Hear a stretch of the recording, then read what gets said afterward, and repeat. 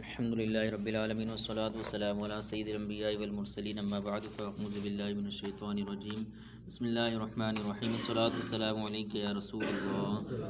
وعلی آلک واصحابک یا حبیب اللہ الصلاة والسلام علیک یا نبی اللہ وعلی آلک واصحابک یا نور اللہ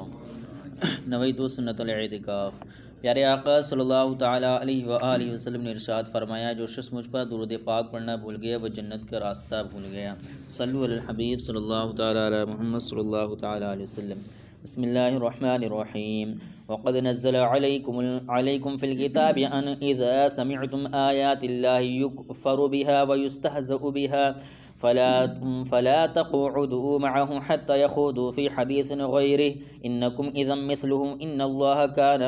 الله جامع المنافقين والكافرين في جہنم جميعا۔ ترجمہ کنز العرفان۔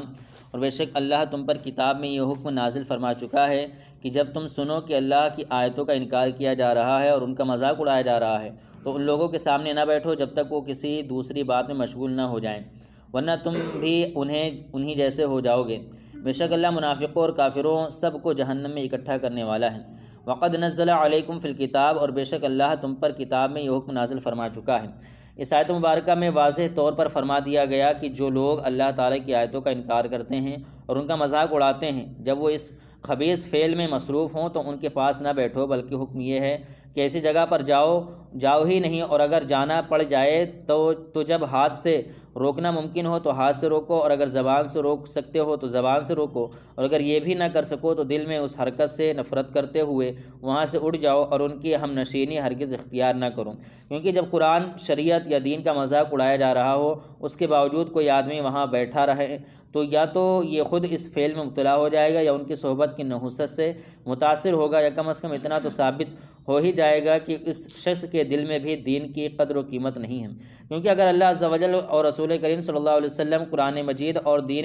مبین سے محبت ہوتی تو جہاں ان کا مذاق اڑایا جا رہا ہے وہاں ہرگز نہ بیٹھتا، کیونکہ انسانی فطرت ہے کہ جہاں آدمی کے پیارے کو برا کہا جائے وہاں وہ نہیں بیٹھتا۔ جیسے کسی کے ماں باپ کو جس جگہ گالی دی جائے وہاں بیٹھنا آدمی برداشت نہیں کر سکتا، تو جب ماں باپ کی توہین اور گالی والی جگہ پر بیٹھنا آدمی کو گوارا نہیں، تو جہاں اللہ تعالیٰ رسول کریم صلی اللہ علیہ وسلم قرآن اور دین کا مذاق اڑایا جا رہا ہو وہاں کوئی مسلمان کیسے بیٹھ سکتا ہے؟ کیا معاذ اللہ عز و جل اور اس کے پیارے حبیب صلی اللہ علیہ وسلم کی قدر ماں باپ کے بھی برابر نہیں؟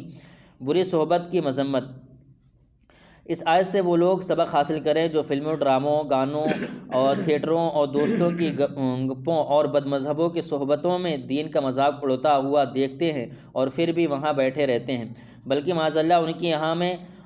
ہاں میں ہاں ملا رہے ہوتے ہیں۔ بری صحبت کے بارے میں احادیث بکثرت ہیں، ان میں سے 5 احادیث درج ذیل ہیں۔ رسول اللہ صلی اللہ علیہ وسلم نے ارشاد فرمایا، برے ساتھی